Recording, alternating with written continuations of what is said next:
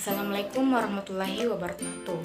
Perkenalkan, saya Nurul Mawaddah, NIM 18270410029 dari Program Studi Pendidikan Teknologi Pertanian Fakultas Teknik Universitas Negeri Makassar.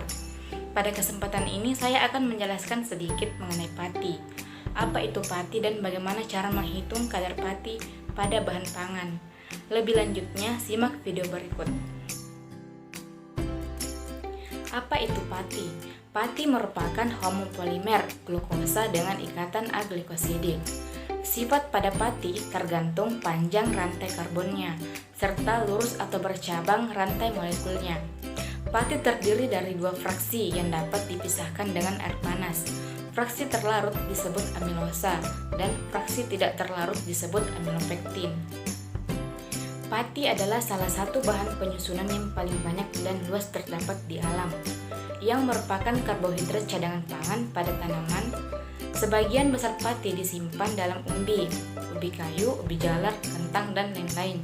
Pada biji seperti jagung, padi, dan gandum. Pada batang seperti sagu, dan pada buah. Di samping itu, pati merupakan zat gizi penting dalam kehidupan sehari-hari, di mana dalam tubuh manusia kebutuhan energi hampir 80% dipenuhi dari karbohidrat. Urgensi pati dalam industri pengolahan pangan. Pati memegang peranan penting dalam industri pengolahan pangan. Pati secara luas juga dipergunakan dalam industri seperti kertas, lem, tekstil, permen, glukosa, dekstrosa, sirup fruktosa, dan lain-lain. Pati tersusun paling sedikit oleh 3 komponen utama, yaitu amilosa, amilopektin, dan material antara seperti protein dan lemak.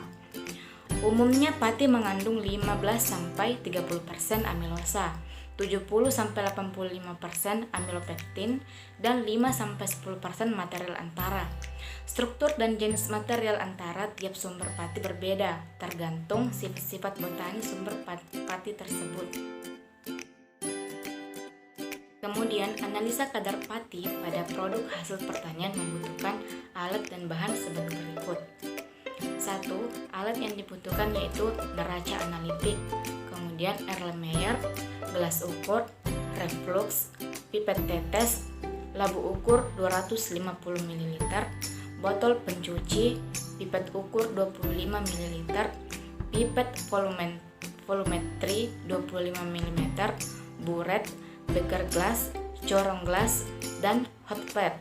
Kemudian bahan yang perlu disiapkan yaitu sampel uji bahan atau produk hasil pertanian, HCl 3%, NaOH 15%, CH3COOH 3%, indikator PP 1%, Aquades bereaksi Louvre-Score, H2SO4 26,5%, Ki 25%, Na2S2O3 0,1N terstandardisasi, dan indikator amilum 1%.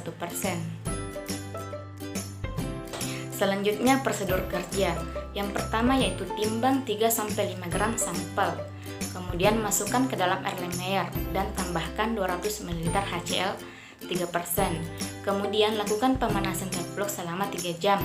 Lalu netralisasi menggunakan indikator PP 1% dan NaOH 15% hingga berubah warna menjadi merah jambu.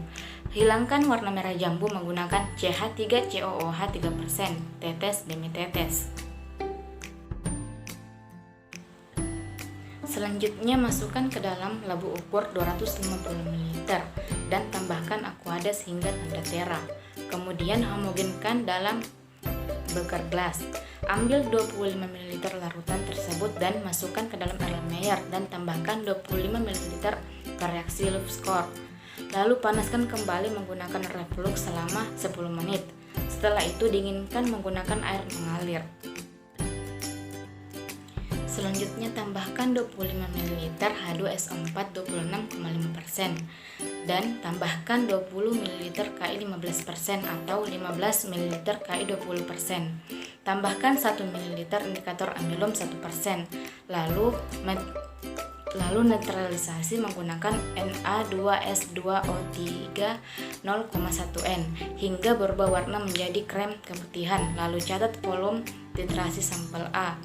Buat belangko pengujian dengan mengulangi proses ke-7 sampai 13, yaitu dengan mengganti 25 ml larutan menggunakan 25 ml Aquades. Kemudian catat volume titrasi belangko B. Kemudian rumus yang dapat digunakan untuk menghitung kadar pati yaitu angka tabel atau glukosa sama dengan B dikurang A dikali normalitas Na2S2O3 terstandardisasi kemudian dibagi 0,1 kadar pati sama dengan faktor pengenceran kali angka tabel kali 100% kali 0,90 kemudian dibagi bobot sampel. Demikian yang dapat saya sampaikan, semoga dapat bermanfaat. Apabila ada kesalahan mohon dimaafkan. Wassalamualaikum warahmatullahi wabarakatuh.